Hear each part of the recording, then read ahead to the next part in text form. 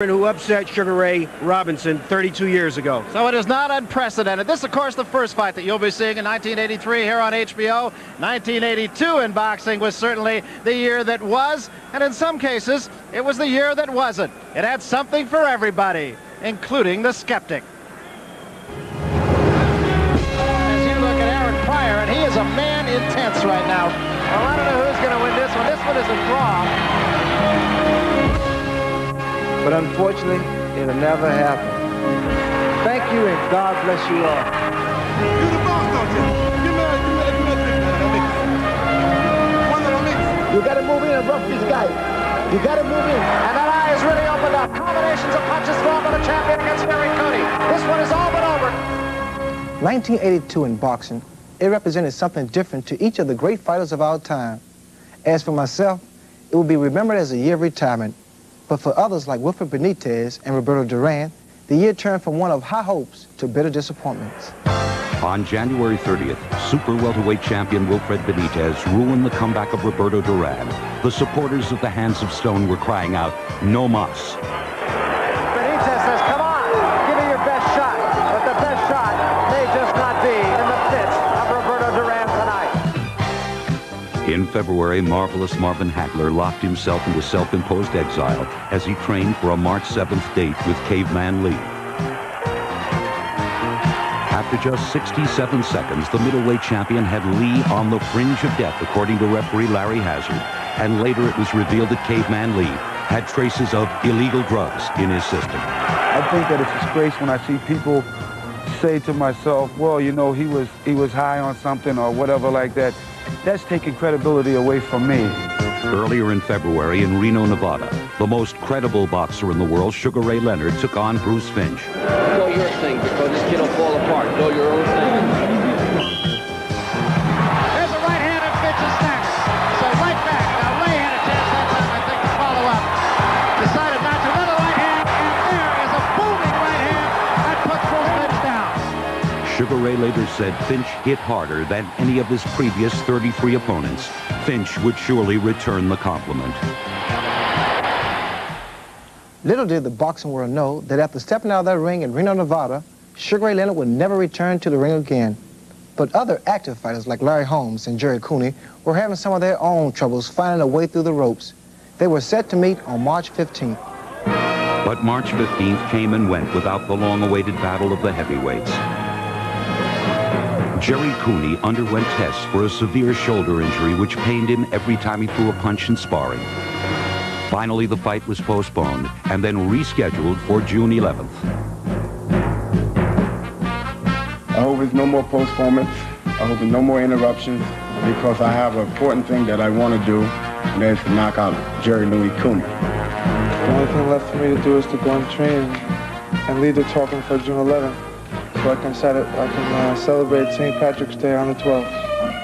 Then another announcement surfaced. Marvin Hagler was scheduled to meet Thomas Hearns on May 24th. In April, WBA light heavyweight champion Michael Spinks and former WBC champion Matthews Saad Muhammad both recorded convincing knockouts. Now Saad was determined to recapture the WBC crown from the man who had been his nemesis, Dwight Braxton. In May, the boxing world anointed a new champion. Ray Boom Boom Mancini finally experienced what his father never had. After one of the most brutal and action-packed first rounds in boxing history, Boom Boom pummeled the champion Arturo Frias and captured the WBA lightweight title. Instantly, he became a media darling, and boxing had its newest superstar.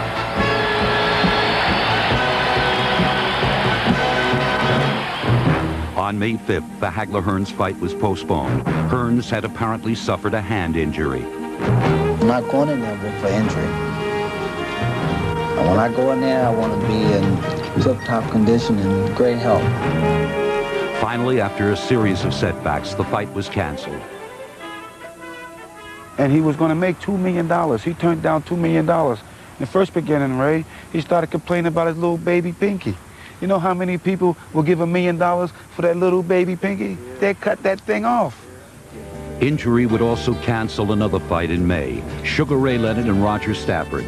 Ray Leonard checked into the Johns Hopkins Medical Center on May 8th, and 1 day later, he had emergency surgery for a detached retina. This is a condition that is serious and can threaten vision. It was the most trying time of my life. The future was as cloudy as my vision. But at the same time, two heavyweights were headed for a battle which would determine their fates. Larry Holmes and Jerry Cooney, June 11th in Caesar's Palace. Understand that. Shake hands, then let's get it on.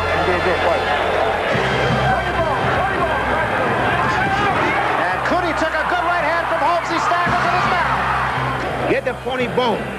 You know, you got to shift, go down on the deep and hook to the chin. Well, we have a look, and that was a very low blow by Jerry Cooney. Ain't nobody deserving more than you, champ. You work every day for it. Cooney very wobbly in the center of the ring. Takes another right hand. Holmes knows he has his man in trouble. Another right hand. And that eye is really opened up. Combinations of punches thrown by the champion against Jerry Cooney. This one is all but over. Cooney against the ropes. Mills Lane steps in. In July, WBC lightweight champion Alexis Arguello tested the 140-pound limit for the first time. With Aaron Pryor ringside, Arguello delivered a right hand so powerful that Kevin Rooney's head didn't clear until an hour after the fight. Earlier in the month, Arguello sat ringside as Aaron Pryor, the WBA junior welterweight champion, stopped Akio Kamita in the 6th round. After the fight, it was announced that Pryor and Arguello would meet in November.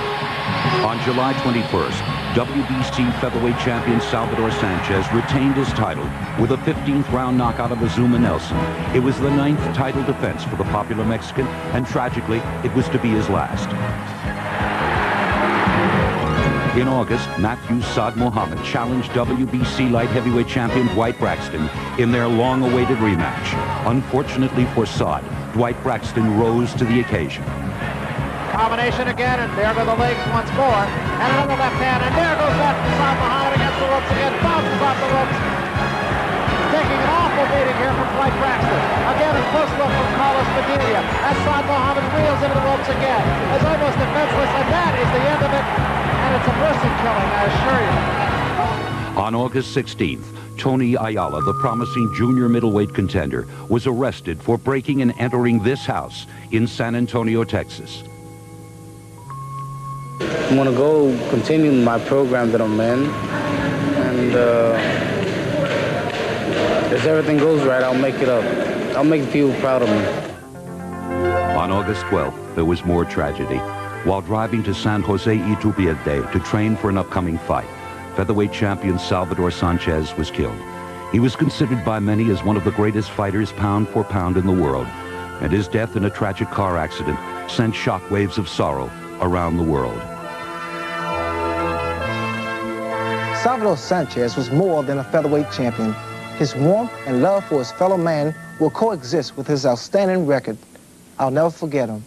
As the summer months turned to fall, the sport of boxing took a roller coaster ride of fortunes. On September 18th, WBA light heavyweight champion Michael Spinks scored his 5th straight knockout in defense of his title. After the fight, an agreement was reached for the showdown between Michael Spinks and Dwight Braxton.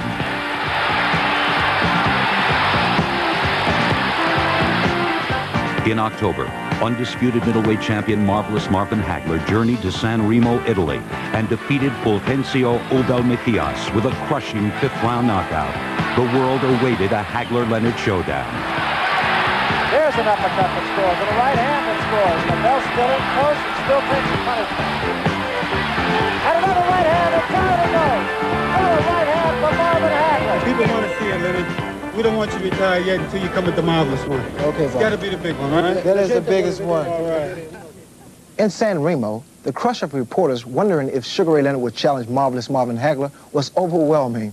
I guess everyone was trying to figure out my decision. They found out soon enough. Talking about money, you talk about Fort Knox. And this is the only man that could make that possible. Marvelous Marvin Hagler. But unfortunately, it'll never happen. Thank you, and God bless you all. Just 3 days after the announcement, Aaron Pryor and Alexis Arguello met in the Battle of the Champions. It was the fight of the year. There's a hard right hand by Arguello. And Pryor does not take one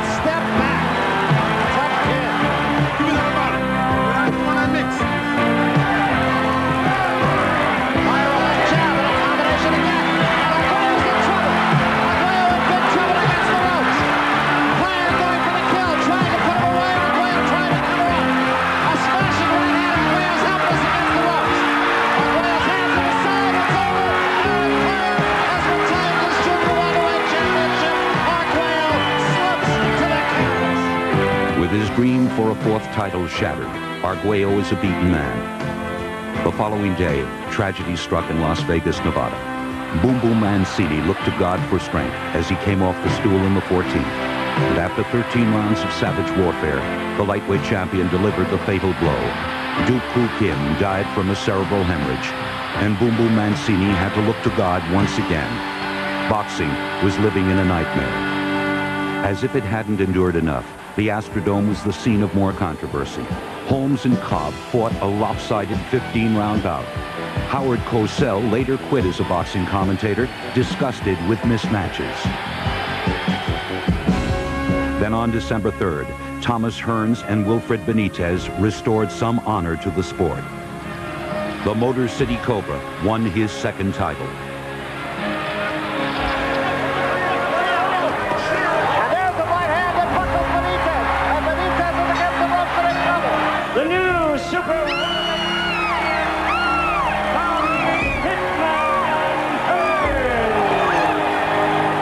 1 week later, there was more chaos. Michael Doak stormed out of his corner in the first round and pummeled WBA heavyweight champion Mike Weaver. Because of the sensitivities to safety and the tragedy of Duk Koo Kim, referee Joey Curtis stopped the fight. The wounds and scars which have surrounded this sport for a century will always promote controversy and criticism. But it seems that boxing always survives. As we look back on 1982, let's not cover up the difficult times, but let's also not forget its historic moments. And tonight we start the new year with the undisputed middleweight champion of the world, Marvelous Marvin Hagler, against a hopeful Briton by the name of Tony Simpson. Ray Leonard, one interesting thing that has been bandied about in both camps, the fact that Tony Simpson for the last 2 weeks has not been in the ring with anybody who hits back. He has not had a sparring session in over 2 weeks. Very unusual. Well, none of that creates dullness in the ring. You're not as sharp, your timing is off. But if he didn't abandon his regular training regimen, things should be as normal as Marvin Hagler lets them be. Well, the biggest question, of course, being asked in all corners is, who is Tony Simpson? Well, Tony Simpson is a guy who's been a straight-ahead fighter. We know that. We also know he's got to change his style this time. We got some of the answers from our own Reg Guttridge in England. This is Leicester, England. It's approximately 100 miles from London, and it's known for its quaint village houses and its fox hunting, and also the home of Tony Simpson, the #1 ranked world middleweight contender.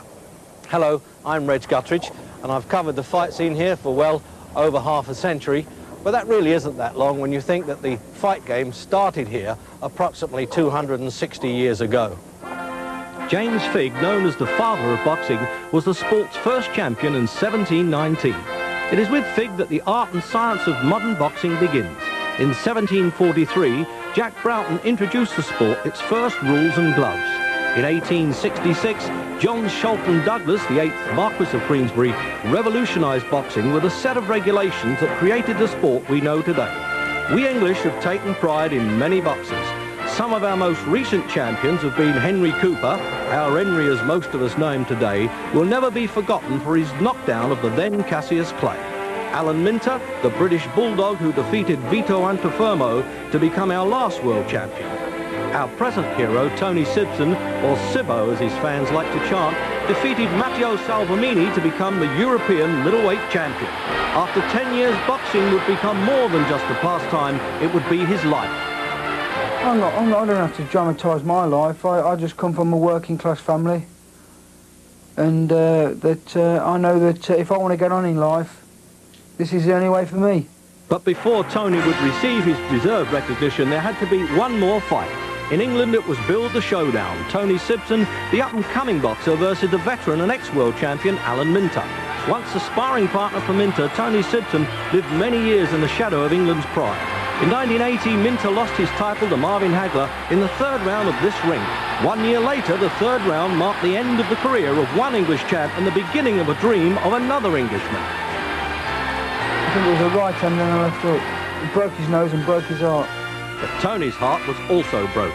Due to an advertisement on Minter's trunks, the fight was blacked out by the BBC. Explain to me why you were so disappointed that the fight with Alan Minter was blacked out by the BBC in Britain. Everyone was saying, oh, I got no chance. But then when I beat him and done the job I did do on him, it was robbed of me that the public never seen that, and that was a shame. Dwight Davison was Simpson's final obstacle to a title shot. Versus the #1 ranked contender, Tony Simpson earned a unanimous decision and the opportunity to once again bring a world title back to England. Only in England would you find a boxer who trains at a pub. The Queen Vic Gym is located behind the Queen Victoria pub. To concentrate solely on Marvin Hagler, Tony vacated his British and European titles. Since November 23rd, he has dedicated all his time to training with 3 daily workouts every day except Sundays. He beholds the courage that is found in many English boxers. Its origin could be linked to King Richard I, whose courage in battle won him the title of Richard the Lion-Hearted. Henry Cooper, known as the Bleeder, never gave up a fight. Courage. Well, I think I think, you know, a lot of British fighters have got a game, you know, and if you're talking about game, art, call it what you want, bottle, as they say. I mean, yeah, we're as brave, I think, as the Americans. There's not too many Englishmen that get to fight for championships of the world. And I think when they reach that class, it's their determination that comes through in the end. Pat Cowdell from Warley, England, had his title shot versus Salvador Sanchez. Badly beaten for 15 rounds, Cowdell still had the courage to rise from the canvas with seconds remaining. In this fight, Tony Simpson will exhibit the same heart and determination. I just want to get in there and become a champion. And if you've got an attitude in life that you want to win, then you've got to fight for that status. And you know, no one's going to give you nothing in life, so you've got to fight for every piece of the action you can. Slightly over 200 years ago, our pilgrim forefathers set across the Atlantic in search of a new world. Tony Simpson's pilgrim voyage will be to Worcester, Massachusetts, only 80 miles from Plymouth Rock. But Tony's dream is not in search of a new world. His dream is to become champion of the world. If you'd like to know realistically what an English middleweight's chances of winning the title in the United States are, Bob Fitzsimmons beat the original Jack Dempsey back in 1891. After that, it was 89 years before Alan Minter beat Vito Antuofermo in Las Vegas. With his own thoughts on the night's fight, here's Larry Merchant. Larry? Tony Simpson, Tony the Lion-Hearted, is not your basic British fighter. Your basic British fighter marches into battle the way the Redcoats did, a few miles down the road from here, with their chins held high, with their red coats formed behind their muskets. The musket for a British fighter is his jab, and he hangs his chin out there as though it has a red coat on it, an inviting target. Tony Simpson only occasionally assumes that stance because it is, after all, about as British as kidney pie. But he got here for the most part because he fights like a Yank. He's aggressive, he's tough, he's strong, and they say he's really a good puncher. The problem for him going into this fight is that the Yank usually comes out on top. But what we can know for sure right now is not the result. What we can know is that Tony the Lion-Hearted has never in his life gotten into the ring with anyone like Marvin the Lion-Hearted. Marvelous Marvin Hagler, the undisputed middleweight champion of the world. He earned that title on September 27, 1980, when he fought the champion Alan Minter in a hostile Wembley Arena in London. It was a bloody third-round knockout, and after a long 8 years in the ring, Marvelous Marvin Hagler was a champion. 4 months later, his first title defense was against little-known Fulgencio Obo Mejias in the friendly confines of the Boston Garden. The Venezuelan was dropped by a hard shot in the 6th. And finally, Marvin's mystery guest was stopped for sure in the 8th round. On June 13th of 1981, Marvelous Marvin was out for revenge with Vito Antuofermo. There were pre-fight controversies and post-fight charges by the challenger of an intentional butt by Hagler in the 4th round. But clearly, the aging former champion was no match for Hagler's lightning combination. On October 3rd of 1981, the undisputed champion met a tough Mustafa Hamsho. Hagler was as accurate with his fierce combinations as he had ever been, consistently piercing Hamsho's defense. Finally, the challenger could endure no more. Marvelous Marvin Hagler stopped him in 11, his 3rd and longest title defense. His last bout was on October 30th of 1982. Again, the opponent was Fulgencio Obel Mejias. Before the fight, Hagler preached that he was tired of looking at Obel's face. So in the 5th round, he delivered the most devastating right hand of his pro career.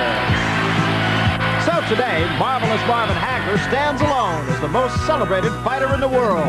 Since Ray Leonard's retirement, many people have looked to Marvelous Marvin Hagler to accept a leadership role in the sport. I asked him about that challenge. Well, to put it straightly, you know, that's not the way I kind of wanted it. I would love to see Ray and myself fought, and then it would have been determined. But the other hand, that I feel as though that I've always been there anyway, and just that you had somebody that was a little bit more colorful maybe, but you know, I was always right there. Marvin, it seems that with every fight, people are saying, this guy's a pushover, this guy's not going to be any problem for Marvelous Marvin Hagler. Does it ever get to bother you? Yeah, it does. You know, what they try to do is they try to bring you down a little bit, you know, and get you to relax and whatever. And you can't relax out there because it only takes a second, you know. And so I don't listen to that kind of talk. I don't run around with a bunch of entourage people who's patting me on the back, telling me how great I am. I have all the confidence in myself, knowing the job that I have to do, so it's not bothering me at all. When we were in San Remo, we sat and talked, and you said, it makes no difference where I fight. 5,000 miles from home doesn't make any difference. Here, the shoe's on the other foot. 14,000 people who are Marvelous Marvin Hagler fans. Yeah, well, it won't to me because, I mean, well, it's there. It's nice to be there and have that type of support. But in myself, too, you know, it can be bad for you, all the people rooting for you. So I'm just going to isolate the people and just concentrate on one thing, what I've been training for, and that's for Tony Simpson. And so what's left is to get on with it now. Marvelous Marvin Hagler. Should point out, Marvelous Marvin Hagler is his given name now. He had his name legally changed, so Marvelous is very much a part of it. Bob Arum has said, in regard to the fact that he sold out this house in 24 hours, that Marvin Hagler has finally arrived as an American hero. And Marvin, in response to that, he said, now they're putting Sugar Ray Leonard's crown on my head. He said, I've already got enough headaches. I think one of the big questions, Larry Merchant, that we're going to have to ask here is how is Tony Simpson going to fight this fight? He's fought his best fights when he's come right at the man, and I don't think there's any question but that he cannot do that with Marvin Hagler. Well, it can be done if it's done resourcefully enough. There's one theory that the best way to fight a fighter who comes at you is to go at him and back him up. Marvin Hagler has never had to back up much. He's never fought a guy who appears to be stronger than him as we look at them. So that may be a good strategy if he can stay on top of Hagler. One thing that really did scare me a little bit in reading some of the write-ups of Tony Simpson's history, he said he really admired Mustafa Hamsho because he did come at Marvin Hagler. He said that showed a lot of character. Character, unfortunately, doesn't win prize fights as a rule. Hamsho had 60 stitches. And Marvin Hagler has now come into the ring here to the delight of the 14,000 people in the Centrum in Worcester.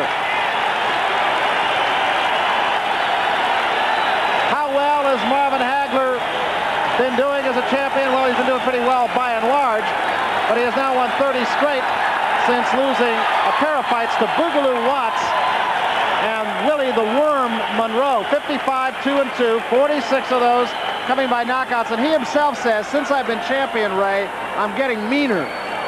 Well, he's worked so hard to get in the position to be the undisputed middleweight champion. And Hagler's a very proud champion, Barry. And in fact, it's going to be very, very difficult for Simpson to really take that from him. I think the general consensus... Tony Simpson, as you look at, 47-3-1. He's had 27 knockouts. He's been knocked out only once. That when he really fought a light heavyweight, Lottie Mawale. He was told, go out there, set him up, get him right now. He went after him and got nailed in the first round. Here's the tail of the tape. And Larry Merchant, a couple of interesting numbers jumping out here. Yes, one is Hagler's age. He is now officially 28. He says that he got into professional boxing at an early age and he had to use false documents so that he's 28. But and more important is the reach. He's got a big, big reach advantage, which is unusual for him, 6.5 inches. And the chest. Just look at the size of Simpson's chest compared to Hagler. Simpson is a big, strong fella. He really is built very much like a weightlifter. Here are the common opponents of these two. There is not a lot to tell here, with the possible exception of Kevin Finnegan, who Marvin Hagler knocked out on 2 occasions, and Tony Simpson was a loser to in 15 rounds, and they did fight them roughly at the same time. Each man, however, has come a long way in his career since then, despite the fact that Marvin Hagler did knock out Finnegan on 2 occasions. Right now, let's go up to the ring announcer, Nuno Cam, for the introductions of the 2 fighters.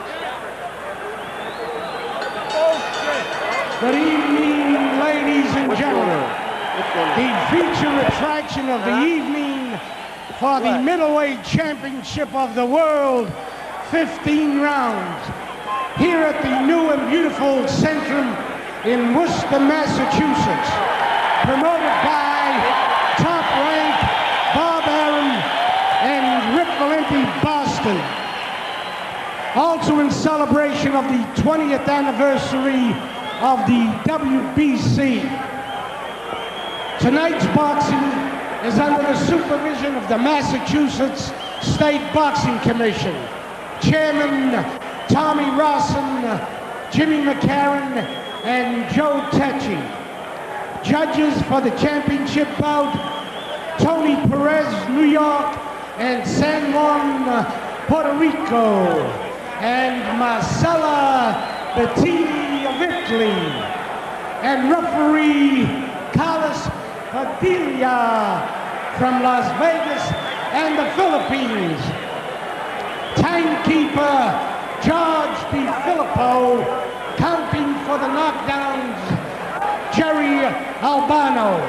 Attending physicians at the ringside, Dr. William Dorfman and Dr. A.P. Blumenthal. So there you have the incidentals. If confidence wins fights, Tony Simpson should be a deadlock cinch. He's the most confident fighter and as loose, Ray, as any challenger I've ever seen. I saw him in a hotel lobby at 3 o'clock today. He was chatting with people, just very loose. Well, that attitude, it helps you, but you need some artillery too. Instructions now from Carlos Padilla.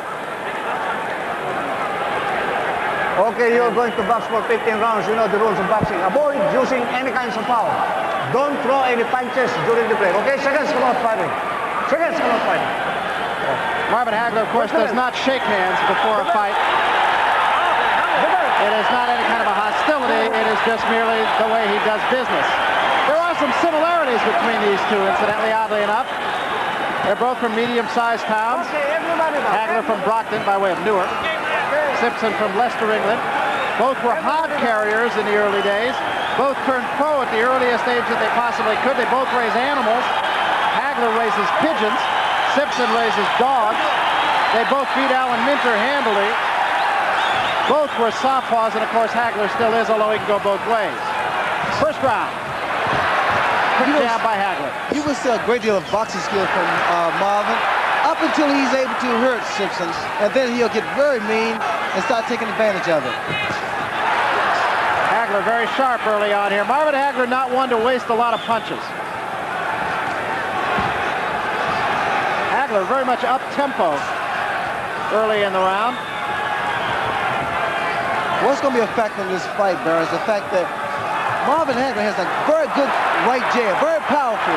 It sets his man up so well. Two good shots from Hagler snapped the head of Tony Simpson back there. Simpson, tough customer.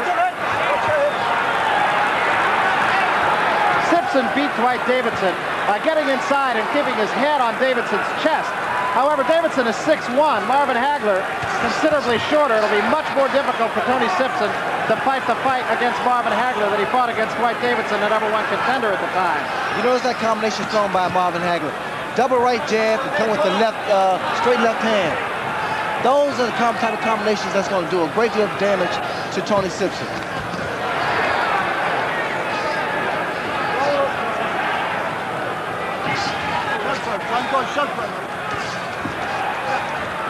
The mistake that Simpson is making is the fact he's actually following Hagler.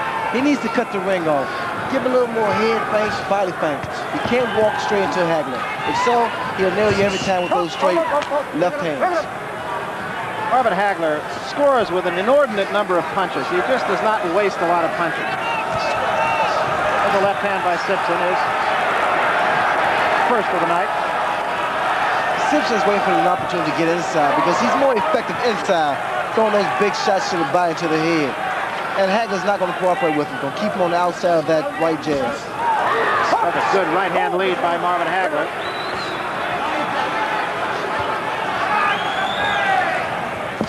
Hagler will go from southpaw to righty.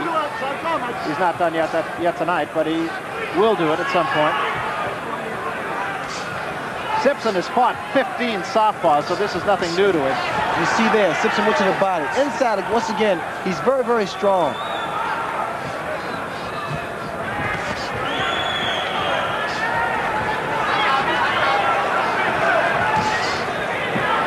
Tony Simpson content to fight at long range in the first round, and that is a different tactic for him.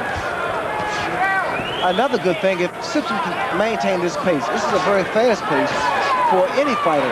And if he can maintain this and score some punches, you might see a change. Well, Mickey Duff, the British promoter, has said in no uncertain terms that Tony Simpson is the best one-punch middleweight that he's ever seen. All right, let's listen in Marvin Hagler's corner. They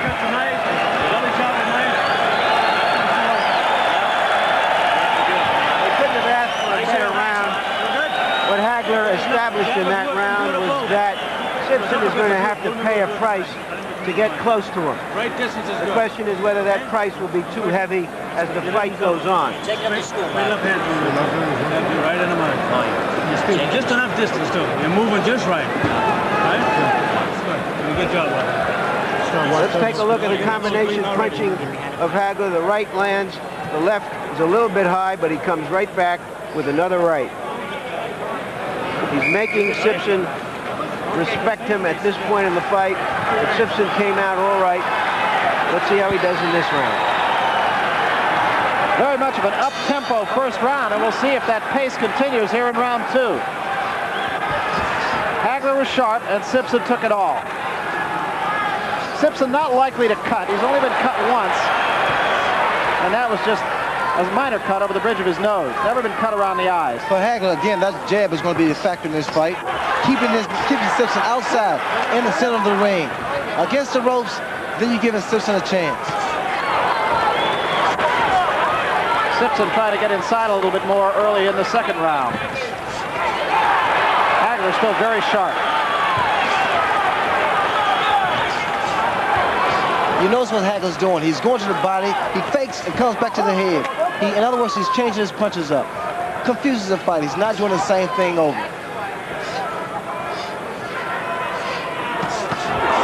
There was an uppercut lead. That hurt Simpson. And it wasn't only the uppercut. Hagler came back with two punches behind it. Always throws punches in combinations when he thinks his man might be hurt.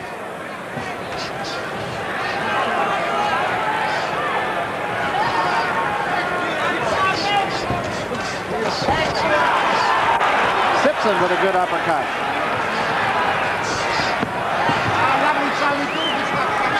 You see Simpson now is giving more body feints.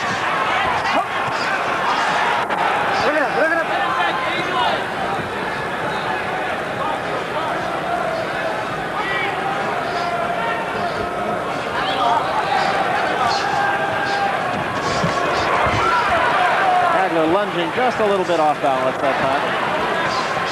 Simpson, I noticed he has very good movement, very good balance. In fact, when Hagler comes in, he backs away. But one thing, keep in mind, Simpson maintains his balance and comes back.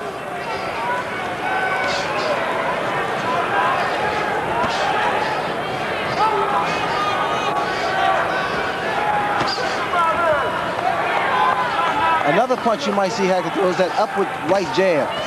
It comes from the waist. That punch caught the shoulder of Simpson going away.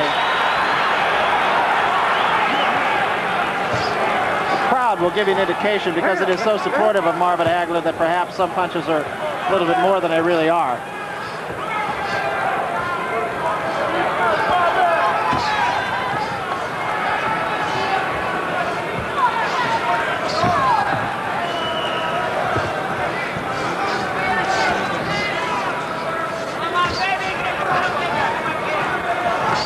With a fighter like Simpson, you just you have to be able to box and punch, because it's very difficult to just walk in there and start punching, exchanging blows. Well, the British press kept saying during the course of this week that you will see a different Tony Simpson. He won't fight the type of fight that he did against Dwight Davison and against some of the others who he